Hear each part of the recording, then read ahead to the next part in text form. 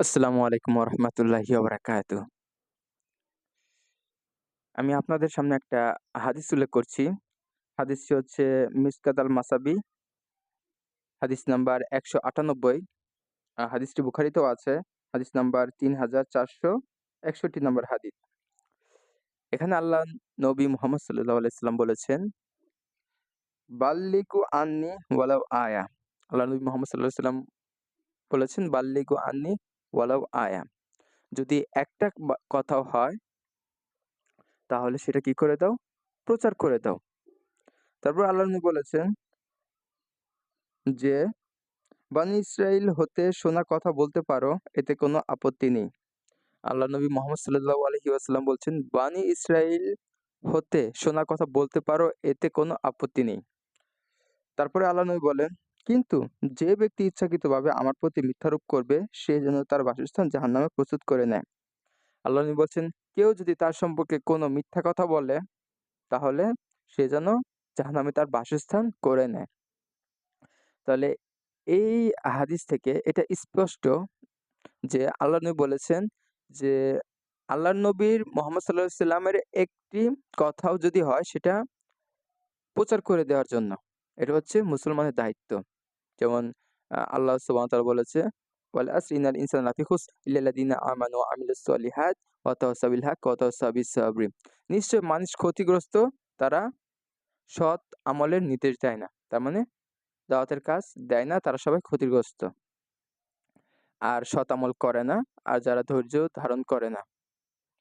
আচ্ছা, তাহলে আল্লাহর নবী বলেছে যদি একটা কথা হয় তাহলে কি করে দেওয়ার জন্য? প্রচার করে দেওয়ার জন্য। দ্বিতীয় কথা, বনী ইসরাইল হতে শোনা কথা বলা কারো কোনো পাপ নয় বা দোষ নয়।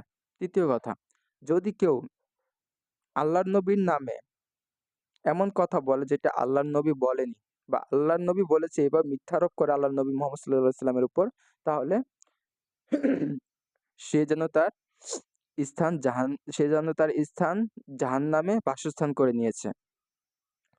তাহলে আল্লাহর নবী সম্পর্কে যারা মিথ্যা কথা বলে, তাদের স্থান জাহান্নামে। এতে কোনো সন্দেহ নেই। আল্লাহর নবী মুহাম্মদ সাল্লাল্লাহু আলাইহি ওয়াসাল্লাম বলেছেন যে, কেউ যদি ইচ্ছাকৃতভাবে তার নামে মিথ্যা কথা বলে, সে তার স্থান জাহান্নামে করে নিয়েছে। তার মানে এটা বোঝা যায়, মানুষ আল্লাহর নবীর নামে মিথ্যা কথা বলে। তার নামে মিথ্যা কথা বলে ছড়িয়ে দেয়। আল্লাহ নবী মুহাম্মদ সাল্লাল্লাহু আলাইহি সাল্লাম এমন যে কাজটা করেনি, তার নামে সেই কাজটা আরোপ করে মিথ্যা কথা ছড়িয়ে দেয় মানুষ। এটাই স্বাভাবিক। যেহেতু আল্লাহ নবী বলছে। তার মানে এই জামানায়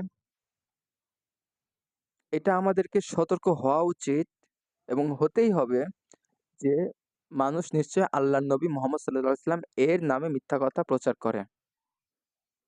তারা বিভিন্ন গল্প, কাহিনী, কিচ্ছা বলে যেটা আল্লাহর নবী করেছে। অথচ আল্লাহর নবী করেনি। এটা হচ্ছে মিথ্যা কথা। তারা বিভিন্ন আমলের কথা বলে যেটা আল্লাহর নবী বলে যে আল্লাহর নবী করেছে, মূলত আল্লাহর নবী করেনি। এটা হচ্ছে আল্লাহর নবীর নামে মিথ্যা আরোপ করা। তাহলে আমাদেরকে মাথায় রাখতে হবে যে আমল শুধু করলেই হবে না। যেহেতু আল্লাহর নবী বলেছে যে, যে তার নামে বলে মিথ্যা কথা আরোপ করবে তার স্থান জাহান্নামে। তার মানে পৃথিবীতে অনেক মানুষ আছে যারা আল্লাহর নবীর নামে মিথ্যা কথা আরোপ করে। তাহলে তাদের আমল কি আমাদেরকে মানতে হবে? না, তাদের আমল আমাদেরকে মানা যাবে না। যখন কেউ মানবে যে এটা আল্লাহর নবীর, তখন তার প্রমাণ লাগবে, ভিত্তি লাগবে। তখন এটা প্রমাণিত হবে যে এটা আল্লাহর নবী বলেছে। আর প্রমাণ ছাড়া, ভিত্তি ছাড়া এটা প্রমাণিত হবে না। তার মানে ইবাদত করতে গেলে আল্লাহর নবী করেছে এর প্রমাণ লাগবে। আল্লাহর নবী করেছে এর প্রমাণ লাগবে। তাছাড়া আপনি কিভাবে বুঝবেন যে আল্লাহর নবী করেছে? মানুষের মন গড়া কথাও তো বলতে পারে, গল্প করতে পারে। তারা বলতে পারে যে তার বাবা বলেছে, পীর বলেছে, অমুক বলেছে, তমুক বলেছে, বড় হুজুর বলেছে, ছোট হুজুর বলেছে, মাইজা হুজুর বলেছে, খাটো হুজুর বলেছে, ফকির বাবা বলেছে। বলতে পারে না? তারা সবাই বলতে পারে যে আল্লাহর নবী বলেছে। অথচ আল্লাহর নবী বলেনি। যদি আল্লাহর নবী বলে তার জন্য প্রমাণ লাগবে। প্রমাণের জন্য আমাদেরকে হাদিস গ্রন্থের দিকে যেতে হবে।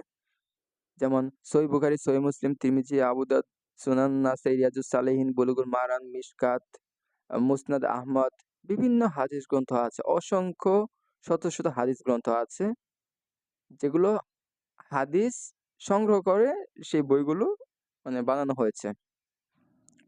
তাহলে অবশ্যই দলিল লাগবে। আর দলিলটা কি হতে হবে?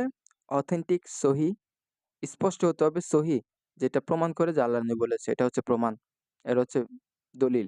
যেমন আল্লাহ সুবহানাহু ওয়া তাআলা বলেছে, হাতু বুরহানাকুম ইন কুনতুম সাদিকিন, যদি সত্যবাদী হও প্রমাণ পেশ করো। আর এটা সত্য কিনা মিথ্যা এটা আপনাকে যাচাই বাছাই করতে হবে। যেমন তথ্য আসলে যাচাই বাছাই করে পরে বিশ্বাস করতে হবে। তার মানে কেউ যদি একটা কোনো কথা বলে, সে যদি সত্যবাদী হয় অবশ্যই প্রমাণ দিয়ে কথা বলবে।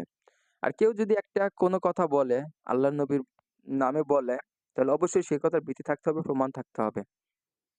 তাহলে কেউ শুধু বলল আল্লাহর নবী বলেছে, তাহলে এই কথা মানা যাবে না। অবশ্যই তার পিছনে দলিল, প্রুফ, এভিডেন্স, প্রমাণ এগুলো থাকতে হবে। শুধু আমল করলেই হবে না। যেমন আ আল্লাহ সুবহানাহু ওয়া তাআলা বলেছে, ১ম এ আমি আয়াতটা উল্লেখ করেছিলাম যে, ওয়াল আসর ইন্নাল ইনসানা লাফি খুসর ইল্লা আল্লাযীনা আমানু ওয়া আমিলুস সলিহাত ওয়া তাওয়াসাউ বিল হক ওয়া তাওয়াসাউ ওয়া তাওয়াসাউ বিস সাবর। নিশ্চয় মানুষ ক্ষতিগ্রস্ত তারা ব্যতীত যারা ঈমান আনে, ঈমান নিয়ে আসছে, সৎ আমল করে, সৎ আমল করে। তার মানে এখানে আমলের মধ্যে ভেজালও আছে। যেহেতু আল্লাহ সুবহানাহু ওয়া তাআলা বলছে তারা সৎ আমল, যারা সৎ আমল করে তারাই সঠিক পথে আছে। আর যারা সৎ আমল করে না তারা ক্ষতিগ্রস্ত। তার মানে আল্লাহ সুবহানাহু ওয়া তাআলা বুঝিয়েই দিচ্ছে যে মানুষ তার মানে এমন আমল করবে যে আমলগুলো অসৎ আমল, সৎ আমল না। তারপর যারা সৎ পথে নির্দেশ দেয় এবং ধৈর্য ধারণ করে। এই ৪ ক্যাটেগরির মানে এই ৪ টা ক্যাটেগরির কথা বলা হয়েছে। তার মধ্যে ১ম এ ঈমান নিয়ে আসতে হবে, সঠিক আমল করতে হবে, তারপর হচ্ছে সৎ পথে নির্দেশ দিতে হবে। এখানে তারপরও বলা হয়েছে সৎ পথে নির্দেশ দিতে হবে। মানুষ সৎ পথে নির্দেশ দিবে না, এর জন্য আল্লাহ সুবহানাহু ওয়া তাআলা বলেছে, তোমরা তোমরা যারা সৎ পথে নির্দেশ দিবা না তারা ক্ষতিগ্রস্ত। যারা সৎ পথে নির্দেশ দিবে তারাই হচ্ছে মানে তারাই হচ্ছে কি পাবে? সুসংবাদ পাবে। তার মানে তারাই জান্নাতে যেতে পারবে। যারা সঠিক আমল করবে তারা জান্নাতে যাবে, যারা সঠিক আমল করবে না তারা জাহান্নামে যাবে। আল্লাহ সুবহানাহু ওয়া তাআলা এই সূরা আসরে স্পষ্টভাবে বলে দিয়েছে। তবে সূরা আসরের উপর ভিত্তি করে এটা নিশ্চিত যে মানুষ ঈমান নিয়ে আসবে না, মানুষের ঈমান থাকবে না। আল্লাহ সুবহানাহু ওয়া তাআলা বলেছে যদি ঈমান না থাকে তাহলে সে ক্ষতিগ্রস্ত। তার মানে ঈমান নিয়ে আসতে হবে। তারপর বলছে যে মানুষ সঠিক আমল করবে না তারা ক্ষতিগ্রস্ত। তার মানে সঠিক আমল করতে হবে। তাহলে আমাদের সবাইকে প্রত্যেকটা আমল inch by inch, inch by inch, পাই যাচাই বাছাই করে তারপরে আমলটা করতে হবে। বড় হুজুর করেছে, অমুক হুজুর করেছে, তমুক হুজুর করেছে, এর উপর ভিত্তি করে কখনো কোনো আমল করা যাবে না। যেহেতু আল্লাহ সুবহানাহু ওয়া তাআলা বলেছে যারা সঠিক আমল করবে না তারা ক্ষতিগ্রস্ত। তার মানে আমাদেরকে সঠিক আমল করতে হবে। আর আল্লাহর নবী বলেছে যে কেউ যদি তার নামে মিথ্যারোপ করে তাহলে তার স্থান সরাসরি জাহান্নামে। তার মানে পৃথিবীতে অনেক মানুষ আছে যারা আল্লাহর নবীর নামে মিথ্যা আরোপ করে। তাহলে এদের এদের কাছ থেকে আমাদেরকে সতর্ক হতে হবে, যাচাই বাছাই করতে হবে। কাউকে অন্ধভাবে বিশ্বাস করা যাবে না। তাহলে অবশ্যই আমাদেরকে আমল করতে হবে, সঠিক আমল করতে হবে, যাচাই বাছাই করতে হবে। অন্ধভাবে কাউকে বিশ্বাস করা যাবে না। বড় হুজুর বলেছে, অমুক হুজুর বলেছে, ৪০ বছর ধরে বুখারী পড়ে, ৫০ বছর ধরে বুখারী পড়ে, অমুক হাফেজ, তমুক হাফেজ ইত্যাদি এগুলো কথা, এগুলো যারা দাবি করে এবং তারাই যে বললেই যে সঠিক এমনটা না। কোন ব্যক্তি বিশেষ কখনো সঠিক হতে পারে না। যদি একজন হিন্দু ব্যক্তিও যদি এসে বলে, "দেখো তোমাদের বুখারীতে এত নম্বর হাদিসে এই কথাটা উল্লেখ আছে, আমাদের মানতে রাজি আছি আমরা। আমাদের মানতে হবে।" কারণ কে বলেছে এটা বিষয় নেই, বড় বিষয় না। কার কথা বলছে, কোথা থেকে বলছে এটা হচ্ছে বড় বিষয়। কার কথা বলছে, কিসের উপর ভিত্তি করে বলছে, সহিহ বলছে কিনা এটা হচ্ছে বড় বিষয়। বড় হুজুর বললে যে মানতে হবে এমনটা না, অমুক হাফেজ, তমুক হাফেজ বললে যে মানতে হবে এমনটা না। এগুলোর কোনো ভিত্তি নেই। যেমন আ যেমন স্পষ্ট যে যারা সঠিক আমল করে না তারা জাহান্নামে যাবে। এখন হাফেজ হলেই কি, বড় হুজুর হলেই কি, অমুক হুজুর হলেই কি, ৪০ বছর ধরে বুখারী পড়া ব্যক্তি হলেই কি, যদি সঠিক আমল না করে সে জাহান্নামে যাবে। অবশ্যই। যে সঠিক আমল না করে সে জাহান্নামে যাবে। যে সঠিক আমল করে সে জান্নাতে যাবে। তার মানে এটা স্পষ্ট এবং ক্লিয়ার আমাদেরকে সঠিক আমল করতে হবে। যারা সঠিক আমল করবে তারা জান্নাতে যাবে, তারা ক্ষতিগ্রস্ত না। আর যারা সঠিক আমল করবে না তারা ক্ষতিগ্রস্ত।